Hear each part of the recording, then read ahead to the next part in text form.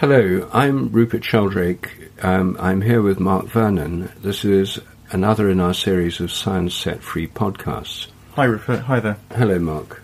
Today I wanted to talk about a huge area, morality, ethics, virtues, vices.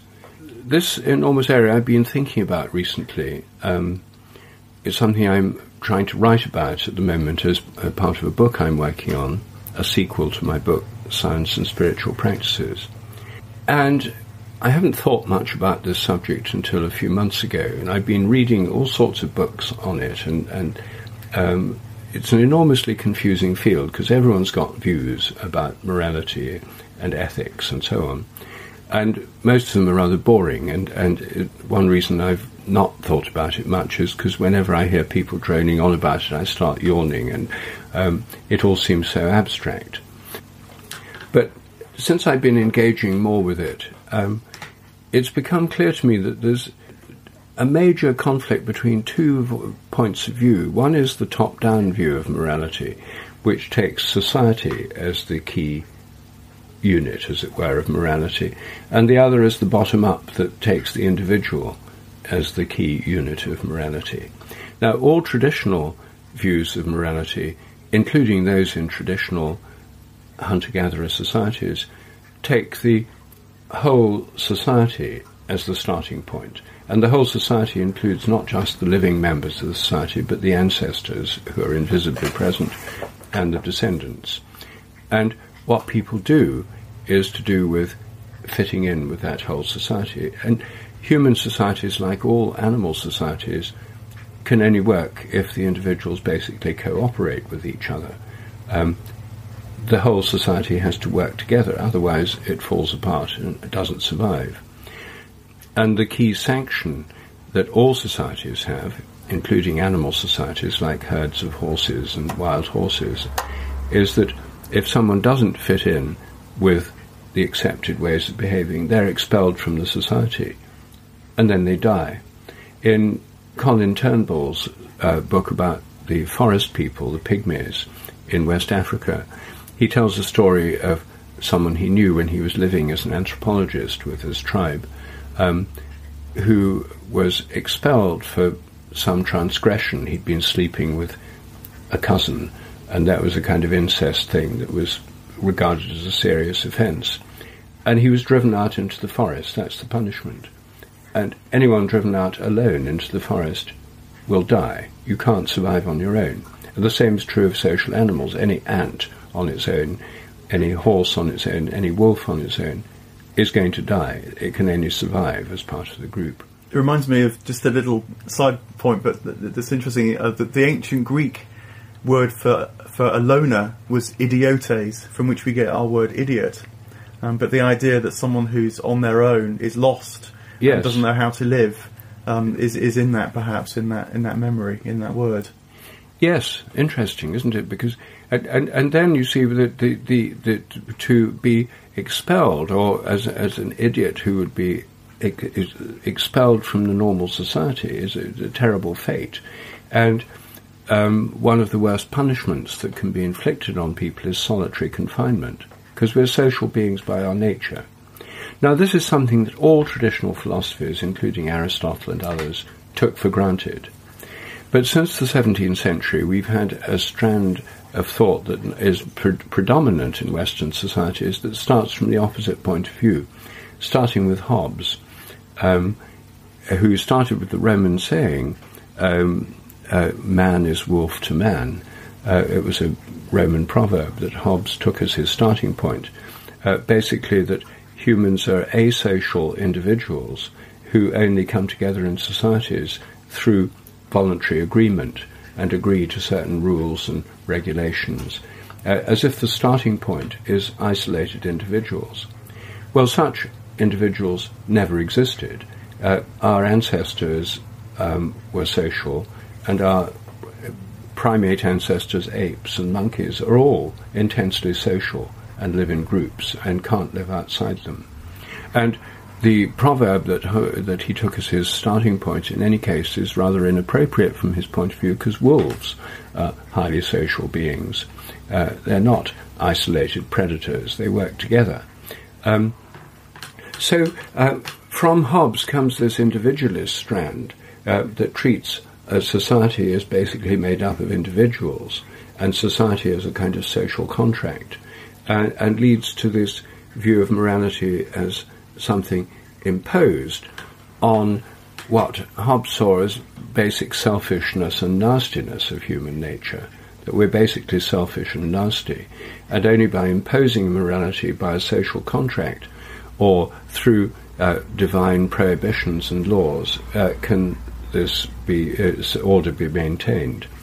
In the 19th century, Thomas Henry Huxley was the primary proponent of the veneer theory, that left to their own devices, humans were like gardens where the weeds of selfishness would completely overwhelm it, and only by imposing, or like a gardener imposing order, often with supposed divine sanctions. Traditional societies impose rules that are supposed to be sanctioned by God, with God-sanctioned punishments to impose this order, has to be imposed on the society. Then, against that background, humanists and atheists argue you don't need God for human morality because there's a certain intrinsic order in all societies which is biologically based, a kind of natural law view, which I think is true. And so we end up with this rather confused idea about moralities at the moment because of the presumption that there's the bottom-up individual selfishness, and then taken to the molecular level in the selfish gene theory, that biological life and evolution is all propelled by selfish genes that are all competing with each other. Of course, in reality, genes are molecules inside cells, and cells are inside organisms, and organisms only survive because the molecules cooperate inside the cells, and the organs and cooperate inside the organism. But this selfish gene view is taking the Hobbesian view and creating a kind of cartoon-like molecular vitalism based on it, and it's had an enormous influence. So one of the things that I'm interested in is the top-down view which the whole of biology supports, because all social animals have an ability to survive as groups. Social insects with leaf-cutting ants, for example, can have societies of 5 to 8 million insects with many different castes all working harmoniously together. And each individual insect can't possibly, in its tiny brain, have a view of the whole society. That seems to me a very fundamental point. But then there's the question of, is it just a natural top-down view that all societies will have, or what role does some spiritual impact, some spiritual dimension have on this? Is this, if we take the view that these prohibitions supposedly made up by God, who's supposed to, these kind of repressive, censorious views of God, who's against people being gay and that kind of thing, can easily be seen, and I think are views imposed on society with divine sanctions, which may be stories that people have made up. But if there are spiritual dimensions and realities, how do they work through all this? Well, one of the things which that the story you told there, and I think that makes sense to me. The bottom up and then top down switch is what happened to Christianity in the process. Because I think if my memory serves me right, both Hobbes and Locke, who's another kind of key British player in this area, were very Christian actually. So instead of marriage being seen as a kind of social event, then that takes place within the whole community, it comes to be seen as something that two people contract with each other, and because they're, as it were, replicating what Adam and Eve did. I think Hobbes even puts it a bit like that at one point. So again, it becomes this very the sort of the sense of the individual and the isolated individual entering into some sort of contract with another person, rather than people's lives unfolding within broader social sort of shapes and patterns and forms, as it were. And that feels like it's part of the same kind of move that you're talking about. Yes, very interesting. In one of Wendell Berry's essays, the American essayist, he makes a point that you reminded me of. He says, in traditional societies, people dance together. Like we still have it in square dancing and country dancing and Scottish reels. So then, by the 18th century, they started dancing in couples. It becomes couple dancing, like ballroom dancing is. And now people dance alone. So the history of dance shows this kind of process too. Yes. It's very interesting about Adam and Eve seeing the kind of ultimate nuclear family, not just individuals, but nuclear families. And I think it did, a lot of these changes were catalysed in the UK, in Britain, because again I remember reading some of the history of this and how it was Britons that first started shaking hands when they greet, and the French thought this was some sort of strange alienated gesture, because of course they greeted by kissing on the cheeks, by sharing the breath. Rather than, as it were, keeping your stance with one arm almost free in case you needed to grab a dagger or something like that. Yes. But maybe also to throw in a kind of advantage, because you know that I'm very interested in this chap Owen Barfield, one of the Inklings, very influential on C.S. Lewis and Tolkien. And he spotted these kind of cyclical... Well, he spotted these changes, but he thought they were cyclical. Because whilst there is a kind of loss, and maybe particularly in the story which you're telling, there's a kind of alienation there, the move from the social to the individual. He thought there's a gain there too, which is that we can actually become individuals. So you mentioned the ant colonies there, all stratified in their particular castes. Now, there's a homogeneity there and a dance together there, which is kind of appealing. But also, there's not much movement across those different strata in an ant colony, I don't suppose. And so Barfield thought that whilst individualism brings up this great challenge as to know how to step back into the collective and to share life more broadly, to participate in it was his big word, he also thought that it's a necessary cycle that we go through, because there is a huge gain from being an individual, which is that you can make something of your own life rather than just have your life, as it were, imposed upon you by the wider collective. Well, I mean, we've all grown up in a highly individualistic culture, and obviously there are advantages from the point of view of creativity, originality, individual freedom, and so forth. Yes, so, and the ant thing, I remember years and years ago I went to the New York World's Fair, and I went to something called the Hall of Free Enterprise, and it had an ant's nest with a glass panel. You could see all these ants going through tunnels, carrying things and eggs and things around. And it said, "Ants live in a perfectly communistic society." Then at the bottom it said, "Would you like to be an ant?"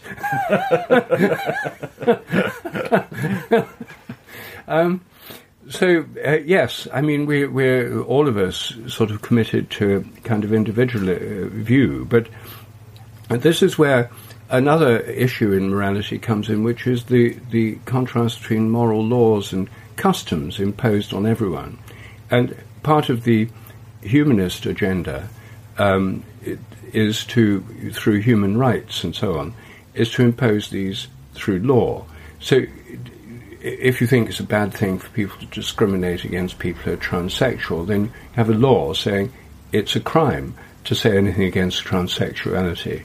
It was the situation we're in now. I mean, identity politics is partly outlawing by law, not as an individual choice, saying I choose to tolerate people with different sexualities from me, but making it an actual crime. That is one way through law of trying to enforce a kind of moral code, a human rights-based moral code. And in many ways it's done a lot of good. I mean, I'm not against it. I think it's, made it a more equal and tolerant society. But that's not a kind of spiritual step in any way. The people motivated as activists to change the law may be spiritually motivated, or they may be ideologically motivated, but most people just have to follow these laws. Otherwise you get arrested. But the question of virtue is more an individual choice, and that's where the spiritual side may come in.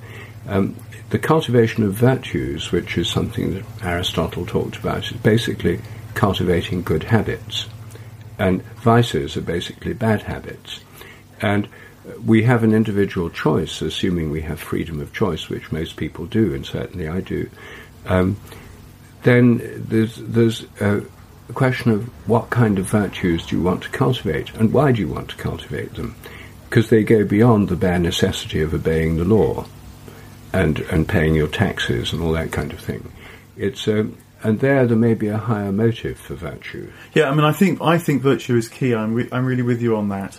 And the way that I've thought about it is that virtues are, as you say, the habits, the characteristics, the kind of personal qualities that enable you to respond to life well. So that, as it were, you're on a virtuous spiral up rather than a vicious cycle down. So the choice is not about, do I obey the law, break the law, do I appeal to my right, as it were, to try and assert myself above others that have different rights, and often the very conflictual situation we find ourselves in now. With virtues, the choice is, what personal qualities am I cultivating in order to, as it were, ride life well? So for example, there are famously the 4 cardinal virtues that people like Aristotle wrote about, and I think, courage is the virtue that enables you to respond to life bravely, to take some risks, but also not be foolhardy. It's getting that sort of balance right. Prudence, rather difficult word now, but nonetheless, it's sort of responding to life wisely. Do you have enough wisdom in order to be able to make some sense of the situation you find yourself in, to make the next choice that goes well? Temperance, is, do you have enough inner kind of calmness or tranquility in order not to get overwhelmed with life and make mistakes that way?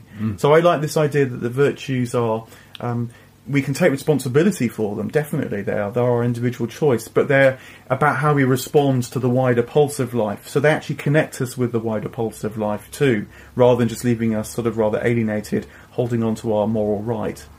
Yes. And they're habits that can be trained. And when I was at school, and probably when you were at school, one of the things that we went to the same kind of school, put a great emphasis on character training. And this is coming, that was made fun of from the 1960s onwards. It was ridiculed. But it's coming back again. There's a new fashion for positive character traits. And it's been rebranded resilience. And so this training people, and one way that this training happened in my school, and I'm sure in many schools and all around the world traditionally, is through sports, through playing games. You learn something about being courageous. If you're playing rugby or football or something, and every time the ball comes your way, you run away from it because you might be tackled or someone might kick you on the ankle or something. Peer group pressure doesn't favour that kind of behaviour, and nor do you feel good about it yourself. And so there's a peer group pressure that encourages people towards being more brave and courageous in the games context. And so many sports are ways of training that ability, I think.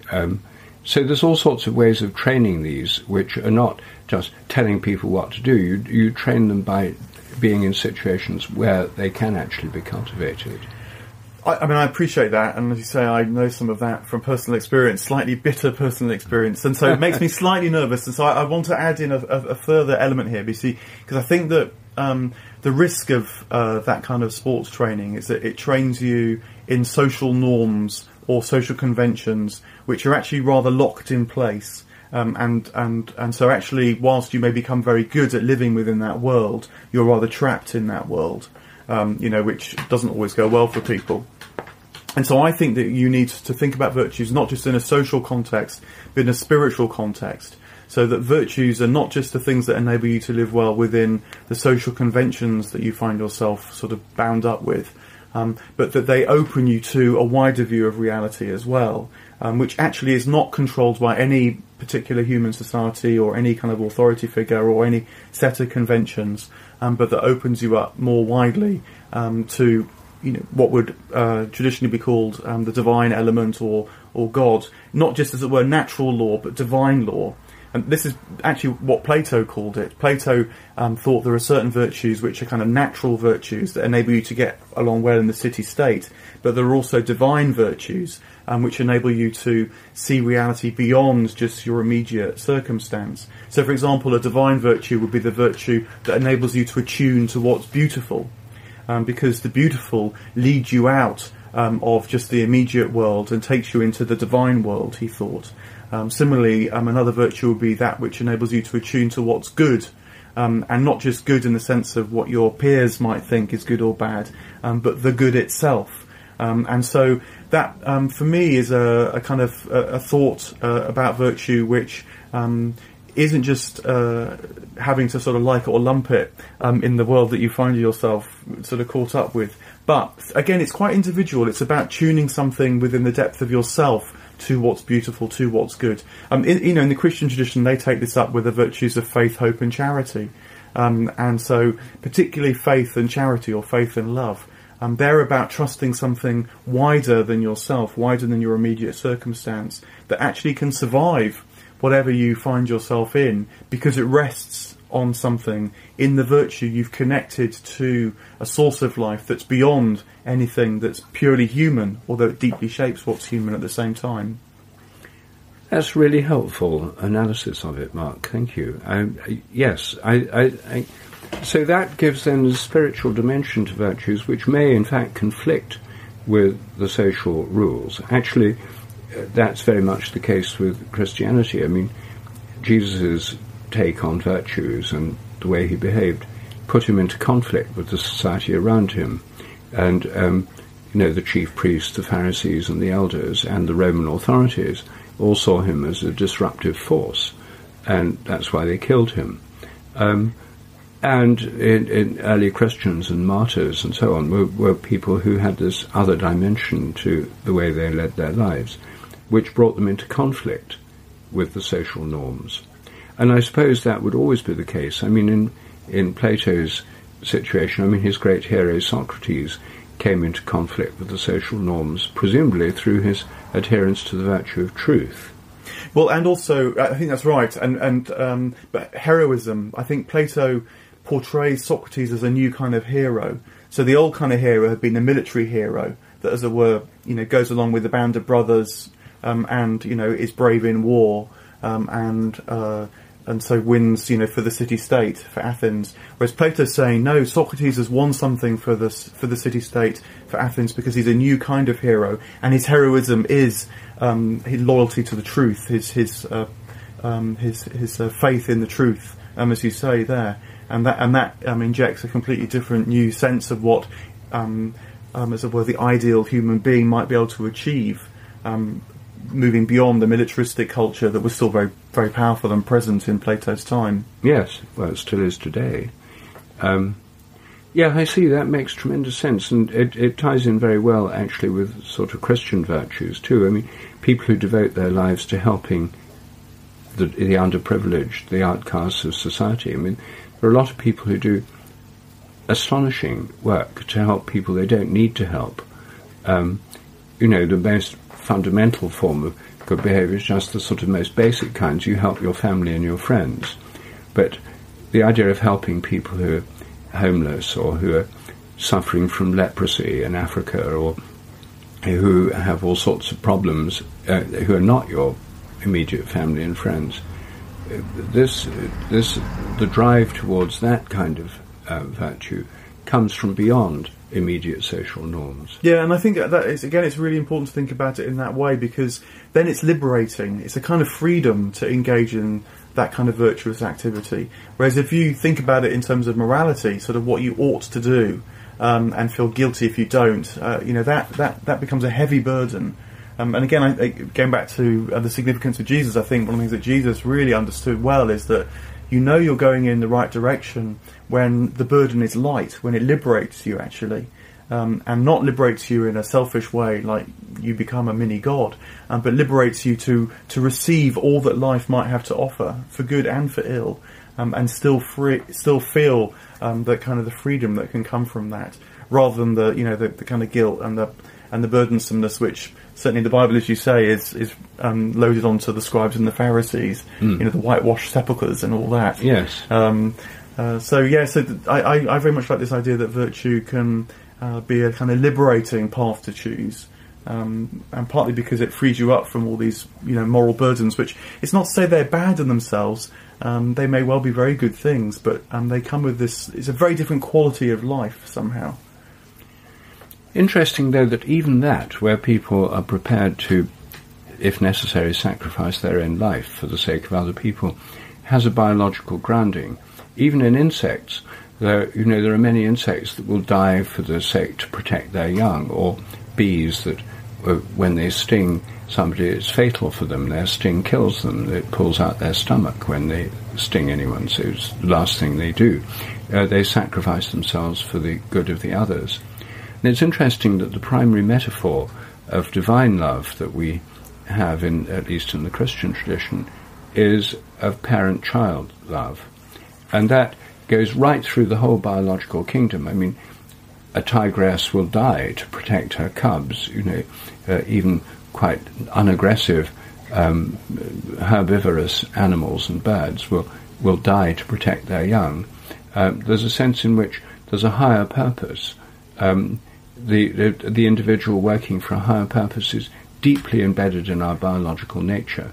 And of course, it comes out in war. There are lots of wars typically involve young men dying for the sake of others, and the 20th century saw tens of millions of young men dying in the trenches in the First World War and in the Second World War, and Russian troops in the Second World War. I mean, vast carnage of people who more or less willingly gave up their lives for us and for the rest of the society.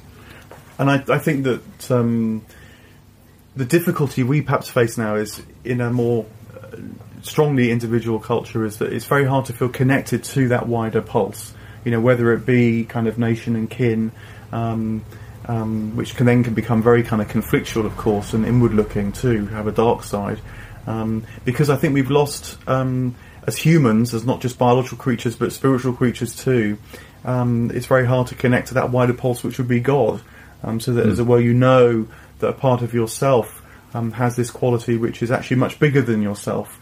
And so yes. The small I, you might say, can give itself to that wider I, whether it be literally dying or just in the little deaths of every day. And that's where, to come back to the starting point, in a sense, is where the spiritual dimension of behaviour comes in. We don't necessarily need a spiritual dimension just to follow rules and obey laws. That's partly just common sense and self-preservation. But when it connects with something way beyond the personal level, then it takes on this other dimension. Yeah, well, I think that's true. Yeah, well, thank you very much. Well, thank you, Mark.